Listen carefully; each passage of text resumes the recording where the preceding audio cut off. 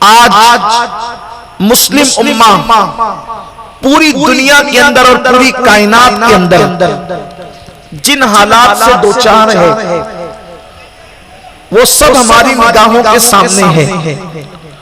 پوری دنیا کے اندر مسلم امہ کا حال یہ ہے کہ کہیں پر بھی مسلمان بے خوفی کی حالت میں اپنی زندگی نہیں گزار رہا ہے۔ دنیا کا کوئی خطہ ایسا نہیں، زمین کا کوئی ٹکڑا ایسا نہیں، زمین کا کوئی علاقہ ایسا نہیں جہاں پر مسلمان بے خوف ہو، پرسکون و مکمل طور پر، مطمئن و مکمل طور پر۔ کسی جگہ پر مسلم امہ کے لیے روزی روٹی کا مسئلہ ہے، اس نے ان کو بے چین کر رکھا ہے۔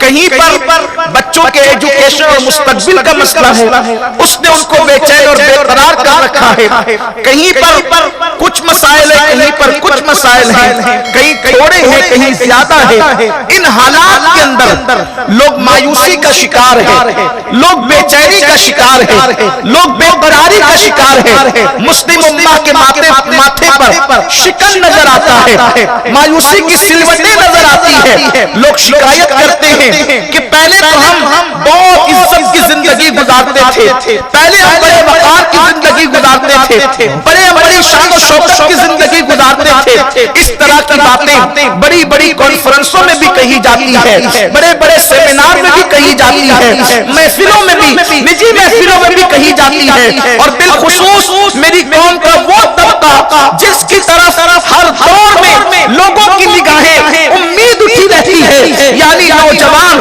وہ ہمیشہ سوچتا رہتا ہے کبھی ہمارا حال یہ تھا، ہم بادشاہ تھے، ہم تاجدار تھے، ہم داتا تھے، ہم دینے والے تھے، ہم عطا کرنے والے تھے۔ جب ہم نکل جاتے تھے تو لوگ ہماری راستے کے اندر، ہماری راہوں میں اپنی پلکوں کو بچھا دیا کرتے تھے، اور آج جب ہم نکلتے ہیں تو لوگ ہمیں گھور گھور کر دیکھتے ہیں، لوگ ہمیں زلزلہ کی وادیوں میں اتار دینا چاہتے ہیں، لوگ ہمیں زمین سے جو وہ محروم کر دینا چاہتے ہیں، لوگ ہمیں عزت کے مقام سے اتار کر ذلت کے دلدل میں گرا دینا چاہتے ہیں۔ اس طرح کے مسائل ہیں جس پر بار بار رونا رویا جاتا ہے۔ لیکن ایک بات میں آپ سے کہنا چاہوں گا، اگر ایک انسان صرف یہ کہے کہ میں بیمار ہوں، میں بیمار ہوں، میں بیمار ہوں، میں بیمار ہوں، تو بتاؤ بیماری کا رونا رونے سے کیا اس کا علاج ہو جائے گا؟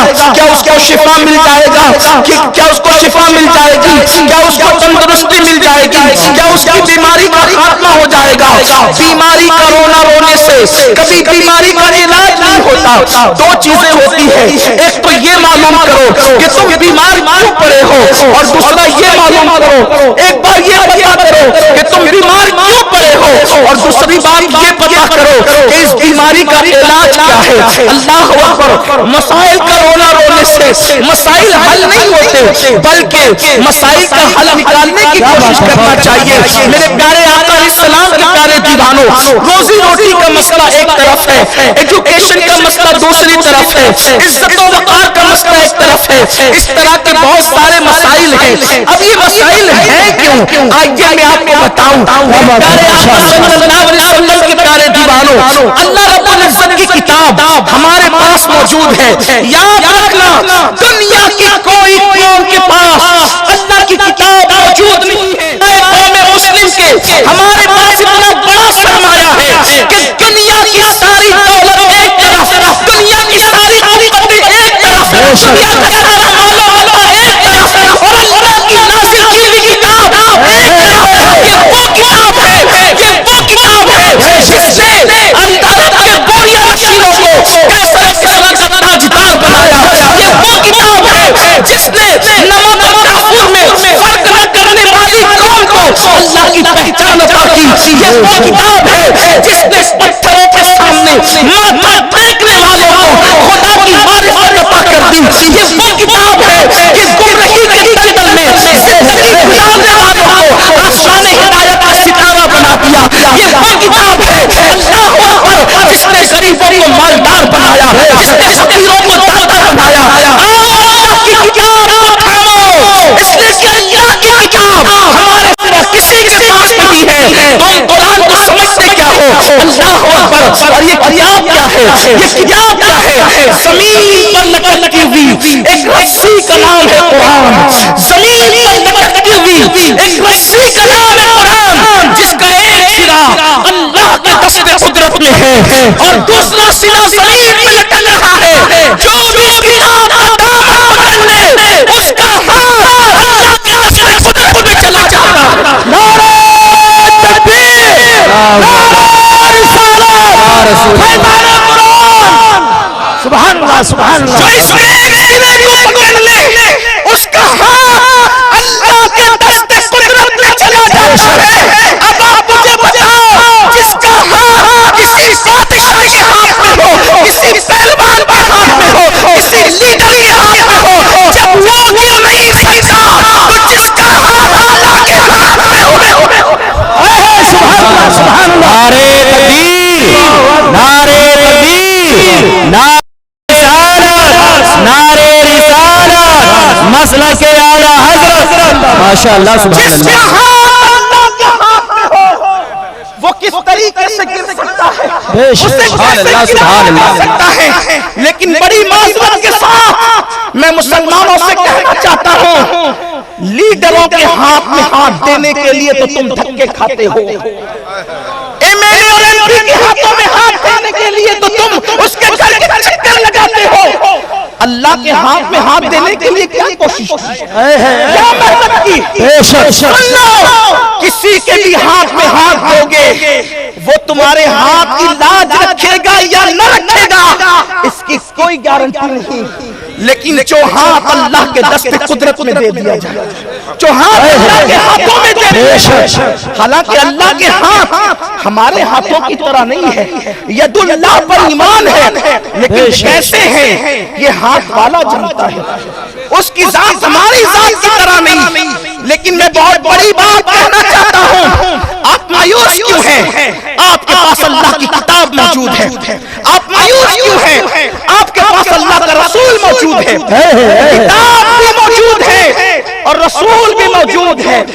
کتاب بھی موجود ہے، اللہ کا محبوب بھی موجود ہے، کتاب بھی ہے، صاحب کتاب بھی موجود ہے. سن لو، وہ اور لوگ ہیں جو مر کر مٹی میں مل جاتے ہیں. ہمارا نبی وہ ہے جو مٹی میں ملنے والا نہیں ہے، بلکہ ایمان کرتے تو زندہ ہے بچا، تو زندہ ہے بچا، میری نبی عالم سے چھپ جانے والا. عشق محبت، عشق محبت، اعلیٰ حضرت، اعلیٰ عشق محبت، عشق محبت. حضرت، ہمارے پاس قرآن بھی ہے، صاحب قرآن بھی. قرآن اتنا قریب ہے ہم سے. قرآن ہمارے گھر کی طاقتوں میں قرآن، ہماری بدنوں میں قرآن، ہمارے سینوں میں قرآن. قرآن اتنا قریب ہے ہم سے اور صاحب قرآن کتنے قریب ہے ہم سے. قرآن ہم سے دور نہیں ہے. ہر مسلمان کے سینے میں قرآن ہے. اور صاحب قرآن کہاں ہے؟ تو قرآن کہتا ہے النبی اولا بالمؤمنین من انفسہم. اگر تم ایمان والے ہو، اگر ایمان والے ہو تو نبی تمہاری جانوں سے زیادہ قریب. سبحان اللہ سبحان اللہ سبحان اللہ. اب میں اپنے ذوق کے مطابق جملہ کہتا ہوں، نبی بھی گھر ہے اور قرآن بھی گھر میں، بے شک بے شک. کتاب بھی گھر میں ہے اور صاحب کتاب بھی گھر میں ہے. جس گھر میں کتاب بھی ہو اور صاحب کتاب بھی ہو، پھر وہ قوم ذلیل کیوں ہے؟ وہ قوم رسوا کیوں ہے؟ وہ قوم زندگی کی وادیوں میں کیوں ہے؟ وہ قوم اللہ اکبر اس کی پیشانی پر مایوسی کی سلوٹیں کیوں ہے؟ وجہ یہ ہے گھر میں تو ہے لیکن کوئی محسوس تو کرے. وہ ہم سے قریب ہے، وہ ہم سے قریب ہے، ہم ان سے دور. اللہ کی کتاب ہم سے قریب، ہم کتاب سے دور. اللہ کا نبی ہم سے قریب، ہم نبی سے دور. اب قصور کس کا ہے؟ اگر بچہ ماں سے دور ہو جائے اور وہ شکایت کرے کہ مجھے دودھ نہیں ملتا تو قصور ماں کا ہے کہ بچے کا ہے؟ ماں کی ممتا کے سینے تو تڑپ رہے ہیں کہ ہم پلائیں، غذا دیں، زندگی دیں. آپ کی پرورش کریں، لیکن بچہ دور چلا گیا تو اس میں ماں کا قصور کیا ہے؟ بلا تفصیل مصطفیٰ جان رحمت کا کرم، اللہ کی کتاب کی رحمتیں تمہیں پھر سے خالد بن ولید بنانا چاہتی ہے، پھر سے محمد بن قاسم بنانا چاہتی ہے، تمہیں پھر سے طارق بن زیاد بنانا چاہتی ہے، تمہیں پھر سے محمود غزنوی دیکھنا چاہتی ہے، تمہیں پھر سے اللہ اکبر فاتح اندلس طارق بن زیاد کی شکل میں دیکھنا چاہتی ہے، لیکن تم ہو کہ اللہ کی کتاب کے قریب نہیں آتے۔ ہاں تمہارے پاس تو وقت ہے تو فیس بک پر بیٹھ کر گھنٹوں زنا کے مناظر دیکھنے کے لیے وقت ہے، یوٹیوب پر گندی فلمیں دیکھنے کے لیے وقت ہے۔ اگر تمہارے پاس ٹائم نہیں ہے تو قرآن دیکھنے کے لیے ٹائم نہیں ہے، جیب میں بیٹھے موبائل لے کر کے مسجد کے اندر بیٹھے ہو یا جلسہ گاہ میں بیٹھے ہو یا کسی میت میں بیٹھے ہو یا کسی شادی میں بیٹھے ہو، آپ ہو یا میں ہو، بتاؤ اگر تھوڑی سی گھنٹی بج جائے فوراً ہمارے کان کھڑے ہو جاتے ہیں، کسی یار کا میسج آیا دیکھنے کے لیے دل بے چین ہوتا ہے، دل بے قرار ہوتا ہے۔ میں اپنی قوم کے جوانوں سے اور اپنی قوم سے پوچھنا چاہتا ہوں، جس کا بھی میسج آیا ہوگا آخر وہ مخلوق ہی تو ہوگا، جس کا بھی میسج آیا ہوگا آخر وہ انسان ہی تو ہوگا، ایسا تو نہیں ہے کہ جس کا میسج آیا وہ مخلوق نہیں ہو، اللہ کے سوا جو ہے وہ سب مخلوق ہے۔ مجھے بتاؤ مخلوق کا میسج پڑھنے کے لیے کتنے بے چین ہوتے ہو؟ ادھر نیند سے آنکھ کھلی فوراً موبائل پر ہاتھ گیا، کس کا میسج آیا؟ نادان انسان اپنے دوستوں کا میسج پڑھنے کے لیے تو اتنا بے چین ہے کہ تیری آنکھ بھی نہیں کھلی اور تیرا ہاتھ موبائل پر جاتا ہے کہ میسج تو دیکھو کس کا آیا۔ قربان جائے یہ قرآن تیرے اللہ کا میسج ہے، تو دوستوں کا میسج پڑھنے کے لیے اتنا بے چین ہوتا ہے کہ بستر پہ آنکھ بھی نہیں کھلتی اور تو میسج کے لیے ہاتھ بڑھا دیتا ہے۔ کبھی نیند سے اٹھنے کے بعد تو نے اللہ کا میسج قرآن کی شکل میں بھی کبھی پڑھنے کی کوشش کی ہے؟ یاد رکھو جب کہ مسلمان سونے سے پہلے قرآن پڑھتا تھا اور نیند سے اٹھنے کے بعد سب سے پہلے قرآن پڑھتا تھا، اس وقت تک مسلمان تاجدار تھا، اس وقت تک مسلمان مالدار تھا، اس وقت مسلمان مالدار تھا، اس وقت تک مسلمان کامیاب تھا، اس وقت تک مسلمان کامران تھا۔ جدھر چلے جاتے تھے لوگ ہاتھ باندھ کر تمہارے سامنے کھڑے ہو جاتے تھے، لیکن جب سے مسلمان نے قرآن کو چھوڑا، صاحب قرآن کو چھوڑا، اس کو پتہ ہی نہیں رہا کہ میں انسان ہوں۔ اللہ اکبر، انسانوں جیسی شکلیں تو ہیں، معاف کرنا مجھے سیونی والوں، مجھے یہ بات قطعاً نہیں پڑھائی گئی کہ میں آپ کی خوشی کی بات کروں یا آپ کی رضا کی بات کروں یا آپ کو راضی کرنے کی بات کروں، میں آپ کی خوشی کی نہیں کہوں گا، کڑوی لگے تو مجھے معاف کر دینا، لیکن ایک بات ضرور کہوں گا، اپنی ناک انسانوں جیسی، اپنی آنکھیں انسانوں جیسے، اپنے کان انسانوں جیسے، لیکن بڑی معذرت کے ساتھ ہم جانوروں سے بھی بدتر ہو گئے، ہم درندوں سے بھی بدتر ہو گئے۔ اللہ اکبر، مجھے بتاؤ اگر جملہ کانوں پر گرا نہ گزرے کیا کتا ہم سے بازی نہیں لے گیا؟ کیا کتا ہم سے آگے نہیں نکل گیا؟ کتے کا مالک اس کو ایک روٹی کا ٹکڑا ڈالتا ہے، ایک روٹی کا ٹکڑا، کتے کا مالک اس کو ایک روٹی کا ٹکڑا ڈالتا ہے، کتا 24 گھنٹے مالک کے ساتھ وفا کے ساتھ اس کے دروازے پہ بیٹھا رہتا ہے۔ ایک روٹی کے ٹکڑے پہ کتا پوری زندگی اپنے مالک کی چوکھٹ پہ گزار دیتا ہے۔ ہمیں تو جو ملا اس مالک سے ملا، اس بادشاہوں کے بادشاہ سے ملا، اس شہنشاہوں کے شہنشاہ سے ملا۔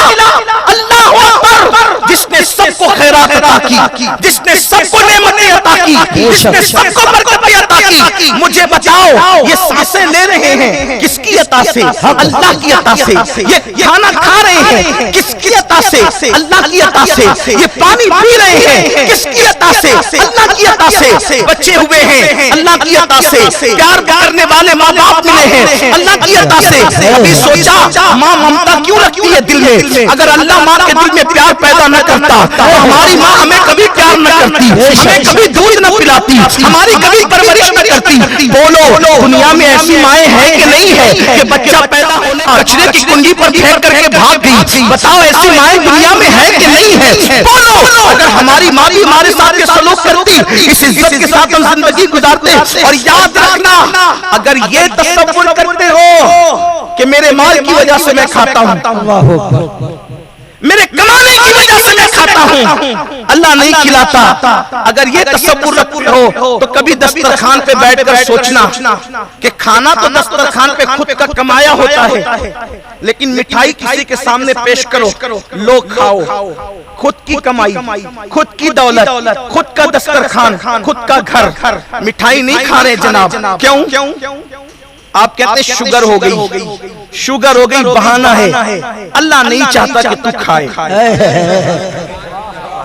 دسترخوان تیرا ہے لیکن نہیں چاہتا۔ واللہ یہ میرے اللہ کی شان ہے، اگر کوئی بندہ کھا بھی لے کوئی غذا اور اللہ نہ چاہے، الٹی ہو جاتی، ہضم نہیں ہوتا، بلکہ ایسی بدہضمی ہوتی کہ انسان خود کوشش کرتا ہے کہ نکل جائے۔ اس لیے یاد رکھنا، کھلاتا اللہ ہے، پلاتا اللہ ہے، جلاتا اللہ ہے، اس کی نعمت کی کبھی قدر نہیں کی۔ دیکھو جب سے پیدا ہوئے تب سے اللہ کی آکسیجن لے رہے ہیں۔ توجہ کرنا، میں آپ سے توجہ کا طالب اور کسی اور چیز کا طالب نہیں۔ میں اس بات کا بھی آپ سے متمنی نہیں ہوں کہ آپ میری تقریر پر نعرہ لگائیں گے یا داد دیں گے، اس کی بھی ضرورت نہیں ہے۔ اگر آپ اچھے سے سن کر دل میں اتار لے گئے، میں سمجھوں گا میرا آنا کامیاب ہو گیا۔ لیکن توجہ چاہتا ہوں آپ کی، اللہ کی آکسیجن کتنے سالوں سے لے رہے ہو؟ کوئی 35 سال کا ہو گیا، کوئی 60 سال کا ہو گیا، کوئی 70 سال کا ہو گیا، کوئی 20-22 سال کا ہو گیا۔ کبھی اللہ کی طرف سے گھر پہ بل آیا اتنی آکسیجن تو نے میری لی ہے، اس کے بدلے میں یہ ادا کر۔ ڈاکٹر نے صرف 6 گھنٹے آکسیجن میں رکھا، اتنا بڑا بل بناتا ہے کہ آدمی کہتا ہے اتنا بل ہو گیا، کہاں آکسیجن میں رکھا تھا نا، آکسیجن دی۔ ڈاکٹر نے اپنے پاس کی آکسیجن دی تو اس بل کو دیکھ کر آنکھیں پھٹ گئی۔ اللہ تعالیٰ تو تیرے پیدا ہونے کے بعد سے لے کر مرنے تک تجھے فری میں آکسیجن دے رہا ہے، اور اللہ کی آکسیجن کی طرح ڈاکٹر کی آکسیجن نہیں ہو سکتی۔ لیکن اللہ نے کچھ مانگا، یہ صرف ایک آکسیجن کی بات کر رہا ہوں، پھر ناک تو اس نے دی، آکسیجن لینے کے لیے ناک اس نے دی، دیکھنے کے لیے آنکھ اس نے دی، سننے کے لیے کان اس نے دیے، چکھنے کے لیے زبان اس نے دی۔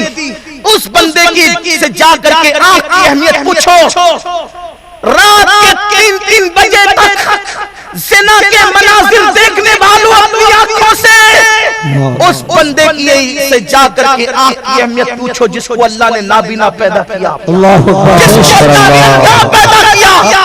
اللہ کی نعمتوں کو مس یوز کرنا چھوڑ دو، اللہ کی نعمتوں کا غلط استعمال کرنا چھوڑ دو۔ کیا بات ہے؟ اللہ کی دی ہوئی نعمت سے اللہ کے ساتھ بغاوت، اس کے دل سے جا کے پوچھو کانوں کی اہمیت کیا ہے جو سن نہیں سکتا۔ بے شک جب کسی محفل کے اندر لوگ کہتے لگاتے ہیں تو جو بیچارہ سن نہیں سکتا وہ حیرت سے لوگوں کا چہرہ دیکھ کر کہتے کاش میرے پاس بھی کان ہوتے تو میں بھی سن کر کے باتوں کو لطف اندوز۔ اس کے منہ سے جا کر کے پوچھو زبان کی اہمیت، بولنے کی آواز کی اہمیت، جس کو قدرت نے گونگا پیدا کیا، اللہ نے آنکھیں دی، کان دیے، زبان دیے، سب کچھ دیا، اسی اللہ کے ساتھ بغاوت کر رہے ہو، اس کے غضب کو چیلنج کر رہے ہو، اس کی دیوی نعمتوں کا مس یوز کر رہے ہو، اور پھر سوچتے ہیں ہم ذلیل کیوں ہیں، ہم رسوا کیوں ہیں، ہم ذلت کی وادیوں میں کیوں ہیں۔ اللہ نے اتنی نعمتیں دی، سوچو اس کی نعمتوں کو شمار نہیں کر سکتے۔ اگر سب نعمتیں تو اپنی جگہ، اگر وہ پلکوں پہ بال نہ دیتا تو سورج دیکھنے کے قابل نہ رہتا، اگر وہ بھووں کے بال نہ سجاتا تو آپ کی اور میرے حسن کی لوگ تعریف نہ کرتے۔ یہی تو ہے کتنا نادان ہے انسان، انسان جانور سے پیچھے ہو گیا آج۔ کتے بازی لے گئے، انسان پیچھے ہو گیا. انسان کرے میں تو کیا؟ کتے سے سبق سیکھا ہوتا. اس نے مالک کے ساتھ کتنی وفا کی. ایک روٹی پر پوری زندگی اس کی چوکھٹ پہ پڑا رہا. اب میں پوچھنا چاہتا ہوں سیونی والوں، ایک کتا روٹی پر پوری زندگی مالک کے دروازے پہ گزار دیتا ہے، اور ہمارے مالک نے، ہمارے رب نے ہمیں ہر نعمت دی اور کہا میں تم سے کچھ نہیں مانگتا، کچھ نہیں چاہتا، بس اتنا چاہتا ہوں کہ تم میری عبادت کرو. میرے لیے نہیں، سبحان اللہ سبحان اللہ. ہم نے اپنے مالک کے ساتھ کیا وفا کیا؟ کتا ایک روٹی پر مالک کا در چھوڑ کر نہیں جاتا. کتا ایک روٹی پر مالک کا در چھوڑ کر نہیں جاتا. اور ہم اتنی نعمتیں اٹھاتے، سب در پہ جاتے، مالک کے در پہ نہیں آتے. بہت خوب بہت خوب. جملہ آپ کو کڑوا لگے معاف کرنا، اور اگر نہیں معاف کر سکتے مجھ سے بدلہ بھی لے سکتے، اس کی اجازت ہے. محفل کے اختتام کے بعد جسے لینا ہے بدلہ لے لے، لیکن اتنا ضرور کہوں گا، کتے کو جو لوگ جھلکتے ہیں، ذلیل سمجھتے ہیں، وہ ہم سے 2 قدم آگے نکل گیا وفا میں. ایک روٹی پر پوری زندگی وفا کر گیا، اور ہم نے پوری زندگی اللہ کی نعمتیں استعمال کی. ہم نے وفا کیا کی؟ وہ در چھوڑ کر نہیں جاتا اپنے مالک کا، اور ہم اپنے مالک کے در پر آتے نہیں.